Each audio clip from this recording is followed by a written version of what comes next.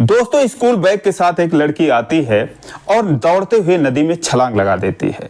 नदी के किनारे ही एक लड़का अपने पालतू जानवर चरा रहा था। जब उसके कानों में झम से आवाज आती है, उस तरफ देखता है तो कोई डूबता उतराता नजर आता है। दोस्तों, फौरन वो उसके पीछे उस पानी में कूद जाता है और उस लड़की को उसके स्कूल बैग के साथ बाहर निकालता है। दोस्तों, जब वो उससे मरने का कारण पूछता है तो रोते हुए कहती है कि मुझे प्लीज छोड़ दो, मेरा इस दुनिया में कोई नहीं है। मैं कुछ भी उल्टा सीधा काम नहीं करती, लेकिन मेरे घर वाले मुझ पर गंदा गंदा इल्जाम लगाते रहते हैं। मैंने 4 दिनों से कुछ नहीं खाया, लेकिन किसी को कोई फर्क नहीं पड़ता, इसलिए मुझे आप छोड़ दो। दोस्तों, फिर वो पानी में कूदने की कोशिश करती है, लेकिन वो उसको पीछे से बाहों में जकड़ लेता है। लाख कोशिश करती है, लेकिन वो लड़का उसको छोड़ता नहीं है। कुछ ही देर में दोस्तों, वो चरवाहा उस पर न जाने ऐसा कौन सा जादू कर देता है कि वो लड़की अपना जान देने का इरादा त्याग देती है। दोस्तों, एक बहुत ही इमोशनल स्टोरी है। आइए जानते हैं पूरी कहानी इस वीडियो में। लेकिन वीडियो में आगे बढ़ने से पहले बस एक ही रिक्वेस्ट कि आप वीडियो को लाइक कर दीजिए, चैनल को भी सब्सक्राइब कर लीजिए ताकि मेरा हौसला बढ़ता रहे। दोस्तों, ये कहानी है उत्तर प्रदेश के जिला सिद्धार्थनगर की। एक गांव है जिसका नाम है जखौरा। राप्ती नदी के किनारे बसा हुआ एक गांव है। उसी गांव की एक लड़की जिसका नाम होता है पिंकी। दोस्तों, पिंकी 12वीं तक की पढ़ाई करने के बाद सोचती है आगे की पढ़ाई करूं, लेकिन उसके घर वाले उसको मना करते थे पढ़ाई के लिए, क्योंकि उस घर में उसका कोई नहीं था। ना तो उसकी माँ सगी थी और ना ही उसका बाप सगा था। दोस्तों, जब वो 6 साल की थी उसके पिता की मौत हो जाती है। उसके बाद उसकी माँ दूसरी शादी करती है और जब वो 10 साल की होती है तो दोस्तों उसकी माँ की भी मौत हो जाती है। वो अपने सौतेले बाप के साथ रहती है, लेकिन 2 ही साल बाद उसका वो सौतेला बाप भी एक दूसरी शादी कर लेता है। दोस्तों, इस हिसाब से ना उसकी माँ सगी थी, ना उसका बाप सगा था, और सौतेला तो कहते हैं सौतेला ही होता है। दोस्तों, ये दोनों लोग ही उससे कोई अपनापन नहीं दिखाते, कोई प्यार नहीं करते। 8 साल का वक्त बीत जाता है। इस बीच में उसके सौतेले माँ बाप के भी 3 बच्चे हो जाते हैं। दोस्तों, पिंकी इन तीनों बच्चों की देखभाल एक आया की तरह करती है। दोस्तों, जो पिंकी थी अलग थलग रहती थी परिवार में।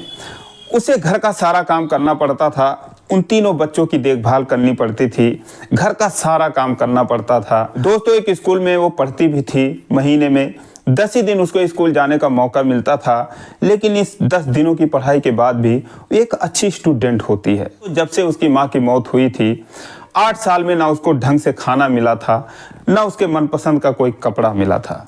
फिर भी दोस्तों, वो अपना जीवन किसी तरीके से काट रही थी। लेकिन जब वो 12वीं कर लेती है और उसके बाद वो कॉलेज जाने की बात करती है, तो उसके जो सौतेले माँ बाप होते हैं बुरी तरीके से उस पर भड़क जाते हैं। 3-4 दिनों से वो कोई खाना नहीं खाती, लेकिन उसके बावजूद उस पर कोई दया, कोई रहम नहीं करता। ऊपर से जो उसकी सौतेली माँ थी उसको ताने मारती, उल्टे सीधे इल्जाम लगाती कि बड़ी हो गई है, तुझे कुछ और ज़रूरत है, इसीलिए तू जाना चाहती है, इसीलिए घर से तू बाहर रहना चाहती है। तमाम इस तरीके से उसको प्रताड़ित कर देते हैं कि वो कहती है कि जब पढ़ना भी नहीं है और इस तरीके से मेरी ज़िंदगी है, तो ऐसे ज़िंदगी जीने से क्या फ़ायदा है। दोस्तों, अपना जान देने का फैसला करती है। उसके बाद अपना कॉपी किताब अपने बैग में भरती है और जाकर उसी नदी में कूद जाती है। दोस्तों, जब उसको लड़का निकालता है, उसका नाम संतोष रहता है, उसको ये सारी कहानी वो बताती है। दोस्तों, सारी कहानी पिंकी उसको बताती है और बोलती है मुझे बचाने से कोई फ़ायदा नहीं, मैं कभी भी आके अपनी जान दे दूंगी, मुझे जीना नहीं है। दोस्तों, उसके बाद फिर पिंकी जो है पानी में कूदने का प्रयास करती है, लेकिन जो संतोष होता है उसको कस के पकड़ लेता है। काफ़ी मशक्क़त करने के बाद भी उसको जाने नहीं देता। वो रोती है, चिल्लाती है, कहती है मुझे छोड़ दो। लेकिन वो कहता है अच्छा ठीक है, 5 मिनट बाद तुम मेरी बात सुन लो, उसके बाद तुम जाना, डूब जाना, कोई बात नहीं है। दोस्तों, उसके बाद पिंकी थोड़ा शांत होती है, उसको बिठाता है, एक लंबी सांस खींचता और बोलता है कि देखो, ये बात सही है कि तुम्हारे जीवन में बहुत कष्ट है, लेकिन जब तुम्हारी शादी हो जाएगी, दूसरे घर चली जाओगी, तो क्या पता तुम्हारा कष्ट जो है वो दूर हो जाए। लेकिन दोस्तों, पिंकी कहती है कि इतनी गालियां मिल रही हैं, इतने ताने देते हैं वो लोग, मैं अभी तक इसलिए जिंदा थी कि मैं पढ़ाई कर रही थी, सोच रही थी आगे चलकर कुछ काम करूंगी, बस इसी सहारे में जी रही थी। अब मेरा अगर पढ़ाई नहीं है तो मैं जी के क्या करूंगी। दोस्तों, फिर उसको संतोष कहता है कि देखो दुनिया में तुम ही अकेले नहीं हो, मुझे ही देखो, मेरे पिताजी इसी नदी के किनारे आकर बस गए थे। कुछ दिनों बाद उनको एक सांप ने काट लिया और इस दुनिया से चले गए। मेरी माँ और मैं अकेले रह गए। मैं 10 साल का था, चौथी में पढ़ता भी था। उसके बाद मेरे ऊपर जिम्मेदारी आ गई। मेरी माँ कहीं जा नहीं सकती थी। किसी तरीके से मेरे घर में एक जानवर थी, भैंस थी, उसी का दूध बेचकर हम लोगों ने अपना पेट भरा, पेट पाला, वरना हम तो भूखे ही मर जाते। और अभी भी हम लोगों की ज़िंदगी में कोई उम्मीद की किरण नहीं है, बस अंधेरा ही अंधेरा है। अब मेरे पास 3 भैंसें हैं, मैं इन्हीं का दूध बेचता हूँ, अपना और अपने माँ का पेट भरता हूँ। हमारे पास कुछ नहीं है, तो क्या हम जी नहीं रहे हैं? हमारी ही तरह, तुम्हारी तरह इस दुनिया में बहुत सारे ऐसे लोग हैं। अगर वो सारे लोग अपनी जान दे दें तो पिंकी ये दुनिया जो है वो खाली हो जाएगी। दोस्तों, इतना समझाने के बाद संतोष जो है पिंकी से कहता है कि देखो, जब कोई दुख में होता है तो मुझे भी बहुत दुख होता है, मेरा दिल एकदम पिघल जाता है और मैं तुम्हें इस तरीके से मरते हुए नहीं देखना चाहता। मेरे घर पे चलो, मेरी माताजी हैं, समझदार हैं, उनसे अपनी परेशानी बताओ, वो तुम्हारे घर जाएंगी, तुम्हारे माँ बाप को समझाएंगी, क्या पता उनकी बात वो लोग कुछ सुने। तो उसके बाद पिंकी कहती है कि ठीक है। उसके बाद बैग खोल के उसका कॉपी किताब जो भी था फैला देता है धूप में सूखने के लिए। दोस्तों, 2 घंटे तक वहीं बैठी थी। 2 घंटे में तमाम बातें इन दोनों के बीच हुई और उसके बाद जरा जल्दी ही अपनी भैंसों को लेकर अपने घर जाता है।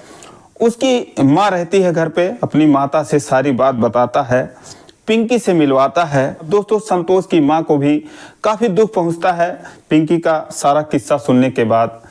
वो कहती हैं कि बेटा, तुम्हारे अपने सगों में से तुम्हारी जो मम्मी थी, क्या तुम्हारे मामा मामी, नाना नानी, ऐसा कोई सगा नहीं है तुम्हारे आगे पीछे? तो पिंकी कहती है कि नहीं हैं, सभी लोग हैं, लेकिन जब से मम्मी की मौत हुई है 8 साल से, ना कोई मुझसे मिला है, ना मैं जानती हूँ कि उनमें कौन है कौन नहीं है। तो उसके बाद उसकी माँ कहती है चलो ठीक है, मेरे साथ, मैं तुम्हारे घर चलती हूँ। दोस्तों, उसका घर जो है वो नदी के किनारे था और जो जखौरा गांव होता है वहाँ से 2-2.5 किलोमीटर दूर पर था। वो वहाँ पर उसको लेके जाती हैं और उसके घर जैसे पहुँचती हैं, दोस्तों, उसके पहुँचने से पहले ही उसकी माँ जो है, सौतेली माँ, पूरे गांव में ये बांट चुकी थी कि वो भाग गई है, घर छोड़कर किसी के साथ भाग गई है। जबकि दोस्तों, खुद पिंकी अपना बैग उठाकर अपने माँ बाप के सामने से ही गुजरी थी कि मैं मरने के लिए जा रही हूँ, अगर आप लोग मेरा नाम नहीं लिखवाओगे। उन लोगों ने कहा था कि जहाँ मर्जी जा, हम तेरा नाम नहीं लिखवाएंगे। दोस्तों, जो पिंकी का बाप होता है, राजमिस्त्री का काम करता है, अच्छे खासे पैसे कमाता है, लेकिन आदतें खराब थी उसकी भी, उसकी पत्नी की भी, इसलिए घर में हमेशा पैसों की परेशानी बनी रहती थी। अब संतोष की माँ जाके उससे मिलती हैं, उसको जानती थी, उसका नाम दयाराम होता है। कहती हैं, दयाराम देखो, तुम्हारी बड़ी लड़की है, अच्छा पढ़ने में ठीक ठाक है, तुम्हारा ये सहारा बनेगी, कोई नौकरी वगैरह कर लेगी तो तुम्हारे छोटे छोटे बच्चे हैं, परिवार हैं, ये तुम्हारा सहारा ही बनेगी, तुम्हारे ऊपर बोझ तो है नहीं, तुम्हारे घर का सारा काम करती है, बच्चों को देखती है, सारा कुछ इसने मुझे बताया। अब दोस्तों, इतना सुनते ही जो दयाराम था वो भड़क जाता है, वो उसको मारने के लिए दौड़ता है, बोलता है अच्छा तो तू एहसान जता रही हमारा काम करके, न तेरी माँ है न तेरा बाप है, तुझे पालते हैं हम लोग, तुझे खिलाते हैं जिलाते हैं, थोड़ा सा तू काम कर देती है तो एहसान कर देती है, और तुझे हम क्यों पढ़ाएं, तेरा तो कोई तुझे पूछने वाला है नहीं। अब दोस्तों, जब दयाराम का ये रवैया संतोष की माँ देखती है तो समझ जाती है कि वाकई में पिंकी के ऊपर कितना कष्ट है और उसका जीवन किस तरीके से उसने गुजारा है। दोस्तों, वो कहती हैं कि देखो दयाराम, अगर तुम्हारे ऊपर इतनी ही ये बोझ है, अगर तुम चाहते हो कि ये मर जाए, तो अब ये मेरे घर पे आ गई है तो मैं इसको मरने नहीं दूंगी, मैं इसको ले जा रही हूँ अपने साथ, जो मेरे समझ में आएगा मैं करूँगी, जो मुझे रूख सूख भगवान ने मुझे दिया है इसको भी खिलाऊंगी, और तुम्हें जो करना होगा तुम कर लेना। दोस्तों, संतोष की माँ पिंकी को लिवाकर अपने घर चली आती हैं। जब घर आती हैं, संतोष देखता है, बोलता है क्या हुआ माँ? तो बताती हैं कि ऐसी सी बात है बेटा, हमारे साथ ही रहेगी ये, और जहाँ इसका पढ़ने का मन है, तुम चाहे एक भैंस अभी ही बेच दो। दोस्तों, उसके पास 3 भैंस थी, इसका नाम लिखवा दो, इसको साइकिल ले दो, ये पढ़ेगी, हमारे साथ ही रहेगी। अब दोस्तों, पिंकी घर में आ जाती है। उनके घर में वैसे ही परेशानी थी, इसीलिए जो है 2-3 दिन में अपनी एक भैंस बेच देते हैं, कुछ सामान लाते हैं घर का जरूरी, उसके बाद उसका एक प्राइवेट फॉर्म भरवा देते हैं बीए में। दोस्तों वो अपनी पढ़ाई करने लगती है और इन्हीं के घर में रहने लगती है। तो सारा दिन वो घर का काम करती, भैंसों को भी चारा डालती, उनके लिए चारा भी ले आती, उनको नहलाती धुलाती, खाना बनाती। और बहुत दिनों बाद उन माँ बेटों के अलावा पिंकी को भी अच्छे खाने नसीब होने लगे, अच्छे कपड़े नसीब होने लगा। दोस्तों बड़े आराम से इन लोगों की ज़िंदगी कट रही थी, किसी चीज़ की कोई परेशानी नहीं थी। तभी जो है उनके लिए समस्या खड़ी हो जाती है। जो उसके सौतेले माँ बाप होते हैं, पिंकी के जाने से उनके तमाम परेशानियां शुरू हो जाती हैं, क्योंकि वो बच्चों को भी देखती थी, बड़े बुजुर्गों की तरह घर भी संभालती थी, बनाती थी, खिलाती थी, सबके कपड़े धुलती थी, सारा कुछ करती थी।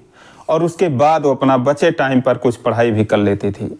दोस्तों उसके आने से उनको ऐसे लगा कि जैसे 2-3 नौकर घर छोड़कर चले गए हों एक साथ। उनको परेशानी शुरू होने लगी।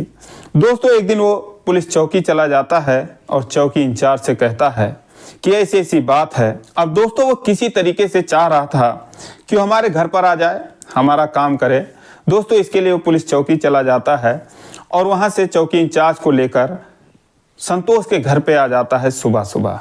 दोस्तों घर पे पहुँचते ही वो संतोष को उल्टा सीधा कहने लगते हैं। दरोगा जी कहते हैं कि तुम इनकी लड़की को भगा कर लाए हो, अपहरण करके लाए हो, तुम्हारे ऊपर इतना केस लगा देंगे, तुम्हारी हड्डी तोड़ देंगे, ये करेंगे वो करेंगे। दोस्तों संतोष घबरा जाता है तो उसकी माँ घर में से निकलती है, सारी बात वो भी सुनती है। तो वो कहती है कि दरोगा जी आप ये बताइए, दोस्तों थोड़े बुजुर्ग थे वो, कहती हैं कि आप ये बताइए कि आप अपने बहू को कहाँ पर रखते हैं, आपके घर में तो बहू होगी, आपकी पत्नी होगी। तो उन्होंने कहा क्यों, ये तुम्हारी बहू है क्या जो घर में रख रखी हो? मैं घर में रखता हूँ। तो उन्होंने कहा तो मैं भी अपने बहू को घर में रखती हूँ, ये मेरी बहू है, ये मेरा बेटा है, दोनों ने शादी कर रखा है, इसीलिए इस घर में रह रहे हैं, इससे आपको कोई दिक्कत नहीं होनी चाहिए। इनकी उम्र भी हो गई है, 20 साल की ये है, 22-23 साल का मेरा लड़का है। दोस्तों अब इतना सुनने के बाद उसकी जो माँ थी वो कहती है कि झूठ बोल रही हैं ये, न सिंदूर लगा रखी है, न पायल पहन रखी है, ये इनके घर में रह रही है, अपना मुंह काला कर रही होगी और ये कह रही है कि हमारी बहू है। दोस्तों जो दरोगा जी थे वो भी इन्हीं के तरफ से बोल रहे थे। वो कहते हैं कि देखो ऐसा है कि हमको पट्टी पढ़ाने की कोशिश मत करो, ये जो लड़की है ये जाएगी इनके साथ, अगर नहीं भेजोगे तुम लोग तो अंजाम बहुत बुरा होगा। अब दोस्तों माँ बेटे क्या करते, उनके तरफ से तो कोई था नहीं। लड़की जो है ना चाहते हुए भी, जो पिंकी है, वो फिर से अपने सौतेले माँ बाप के साथ उनके घर चली जाती है। दोस्तों वो लोग पिंकी को लेकर घर चले जाते हैं, माँ बेटे मुंह ताकते हुए रह जाते हैं। दोस्तों वहाँ जाने के बाद पिंकी के लिए और परेशानियाँ शुरू हो जाती हैं। उसकी जो माँ थी, उसका जो बाप था सौतेला, उसको भद्दी भद्दी बातें कहने लगते हैं। उसकी माँ कहती है कि यही सब करने गई थी और इसीलिए स्कूल जाना चाह रही थी, नाक कटवा दिया, ये कर दिया वो कर दिया, कह देती तो हम तेरी शादी कर देते, ऐसा वैसा तमाम बातें उसको उल्टा सीधा। तो 6 महीने वो संतोष के घर में रही थी। उन्हीं लोगों के बारे में दिन रात सोचती, उसको रात को नींद नहीं आती कि पता नहीं वो माँ बेटे कैसे रह रहे होंगे, कि पता नहीं मम्मी ने खाया कि नहीं खाया। दोस्तों उन लोगों ने और 1-2 जानवर रख लिया था, 4-5 जानवर थे घर में। पिंकी को बड़ी टेंशन होती रहती थी और ये परिवार जो है उसको और प्रताड़ित करने पे लग गया। इधर जो है संतोष का, उसकी माँ का भी यही हाल था। उसके बारे में सोच रहे थे कि बेचारी के ऊपर पता नहीं क्या बीत रहा होगा। दोस्तों इन माँ बेटों का अंदाज़ा सही था, वो और परेशानियों में अपने दिन गुजार रही थी। एक दिन जो है वो संतोष से बोलती है कि बेटा चल मेरे साथ, चल उसको लिवा कर लाते हैं। दोस्तों उसके बाद वो लोग जाते हैं, जखौरा के ग्राम प्रधान होते हैं, उनसे मिलते हैं माँ बेटे, उनसे बताते हैं सारी बात कि भाई साहब देखिए ऐसी ऐसी बात है प्रधान जी। तो कहते हैं कि हाँ हमको पता है, क्या कहा जाए, वो बहुत ही दुष्ट किस्म का आदमी है दयाराम। उसकी पत्नी जो है उस लड़की को इतना सताती है, कुछ भी नहीं बोलता बल्कि वो भी उल्टा सीधा बोलता है। मुझे काफ़ी दुख हुआ, मैंने सुना वो लोग लेकर चले आए हैं उसको, लेकिन अच्छा हुआ तुम लोग आ गए हो, अब बताओ क्या किया जाए। तो उसकी माँ कहती है कि जो पिंकी है उससे एक बार पूछ लो, हम उसको लेने आए हैं, हमसे उसका कष्ट देखा नहीं जाता। तो प्रधान जी कहते हैं चलो ठीक है। वो जो है 4-6 लोगों को और इकट्ठा करते हैं और सारे लोग जाकर दयाराम के घर पे धमक पड़ते हैं। दयाराम को बुलाते हैं, बोलते हैं हाँ भाई, तो अगर ये लड़की वहाँ पर थी, पढ़ रही थी, लिख रही थी, तुझे क्या दिक्कत थी? तूने तो उसका पढ़ाई छुड़वा रखा था, तमाम उसको यहाँ पर कष्ट था, मैं देख ही रहा हूँ। वैसे भी देखा जाए तो तू ना उसका सगा बाप है, ना ये उसकी सगी माँ है, तुम लोग उसके साथ व्यवहार भी ऐसा करते हो, तो तुम क्यों लेकर चले आए उसको? उनको घर का काम करना पड़ रहा था, इसलिए लेके चले आए। तो उसके बाद पिंकी घर में से निकलती है और आते ही संतोष की माँ को पकड़कर रोने लगती है। दोस्तों उसके बाद प्रधान जी ने पिंकी से पूछा कि बेटा ये बताओ कि तुम इनके पास रहना चाहती हो, दयाराम के पास, या संतोष और उसकी माँ के पास? दोस्तों पिंकी तुरंत जो है कहती है मैं संतोष और मम्मी के साथ रहना चाहती हूँ, मैं यहाँ एक दिन भी नहीं रहना चाहती। दोस्तों उसके बाद प्रधान जी बोलते हैं कि देखो ऐसे तो तुम रह नहीं सकती, क्योंकि दरोगा जी ने क्या कहा है, तुम अगर वहाँ रहोगी तो तुम्हें तो संतोष से शादी करनी पड़ेगी। दोस्तों उसके बाद पिंकी कहती है कि मैं इन लोगों से बहुत प्यार करती हूँ, अगर ये भी मुझसे शादी करना चाहते हैं तो मुझे मंजूर है, मुझे कोई परेशानी नहीं है, क्योंकि मैं वैसे भी अब उस परिवार से कभी दूर नहीं जाऊंगी, वो परिवार मैं नहीं छोड़ना चाहती। दोस्तों उसके बाद प्रधान जी कहते हैं कि संतोष तो अनपढ़ है, कल को तुम ताने मारोगी उसको, क्या करोगी? मान लो तुम अभी बीए कर रही हो, एमए कर लोगी, मान लो तुम कहीं नौकरी करने लगोगी, फिर क्या होगा? तो दोस्तों पिंकी ने कहा कि प्रधान जी ऊपर वाले से बड़ा कोई नहीं होता, लेकिन ये लोग मेरे लिए उससे भी बड़े हैं, मैं क्यों ताना मारूंगी? मैं लोगों से बहुत प्यार करती हूँ, ये लोग बहुत ही अच्छे हैं, इन लोगों ने मेरी इतनी देखभाल करी, मेरी माँ के बाद अगर कोई इस दुनिया में है तो यही लोग हैं। दोस्तों उसके बाद प्रधान जी कहते हैं फिर किस बात की देरी है, 10-20-50 लोग और इकट्ठा हो गए थे, कहते हैं कि अभी शादी होगी, मंदिर में चलो अभी शादी करो। दोस्तों उसके बाद पिंकी जाती है, सारे लोग जाते हैं, पास ही में एक मंदिर रहता है और इधर जो है उसका सौतेला बाप वो इंस्पेक्टर साहब को फ़ोन कर चुका था। ये लोग जाते हैं, मंदिर में सिंदूरदान होता है, शादी होती है। तैसे ही आकर दरोगा जी पहुंच जाते हैं, प्रधान जी से मिलते हैं, बोलते हैं प्रधान जी क्या हो रहा है? तो उन्होंने कहा शादी हो रही है, एक लड़का बालिग था, लड़की बालिग थी, दोनों की शादी हो गई, आप देख सकते हैं। उन्होंने बोला प्रधान जी मैं भी यही चाहता था, उस दिन मैं गया था जब इसको ला रहा था, मुझे लगा कि जो है यही लोग गलत हैं जो इसके सौतेले माँ बाप हैं, लेकिन चूंकि मुझे अपना काम करना था तो मैं उसको वहाँ से यहाँ पर लाके कर दिया कि ताकि समाज में कोई इस तरीके से गलत संदेश ना जाए और कोई इस तरीके से जाकर किसी के घर ना रहने लगे। लेकिन मैं सच बताऊं तो दिल से मैं यही चाहता था कि यही परिवार इसके लिए सही है और यही लड़का भी इसके लिए सही है। तो प्रधान जी ने कहा कि फिर किस लिए आए हो यहाँ पर? तो दरोगा जी ने कहा अरे यार मिठाई खाने के लिए आए हैं, अरे मिठाई उठाई मंगाओ, कम से कम खिलाओ। दोस्तों मिठाई आई, बांटी गई। 2 दिन बाद प्रधान जी ने कुछ पैसे दिए, कुछ दरोगा जी ने दिया, कुछ संतोष ने अरेंज किया, शानदार एक बहुभोज रखा गया, सारे लोग उसमें खाना खाए। दोस्तों इस घटना को आज 7 साल हो गए। पिंकी जो है एक प्राइवेट स्कूल में पढ़ाती है, संतोष जो है 12-13 भैंस उसने रख रखा है, 2-4 बीघे जमीन भी ले लिया है, मियाँ बीवी बड़े आराम से रहते हैं, 1-1.5 लाख रुपए महीने की इनकम है, कोई दिक्कत नहीं है। दोनों के 2 बच्चे भी हैं और दोस्तों वो जो 3 बच्चे उसके सौतेले माँ बाप के थे, उससे बहुत लगाव था पिंकी को उन बच्चों से। उन बच्चों की भी पढ़ाई का खर्चा उठाती है, उनको समय समय पर मिलती रहती है। ये बात और है कि उसके जो सौतेले माँ बाप हैं उनसे इसका मिलना जुलना नहीं है, बोलचाल नहीं है पिंकी का। लेकिन दोस्तों अब जो है कुल मिलाकर ये सारे लोग अच्छे तरीके से रहते हैं। दोस्तों ये रही कहानी, आपको कैसी लगी कमेंट के जरिए जरूर बताना। जरा भी अच्छी लगी हो तो चैनल को सब्सक्राइब करना। फिर मिलेंगे अगले वीडियो में, तब तक के लिए जय हिंद।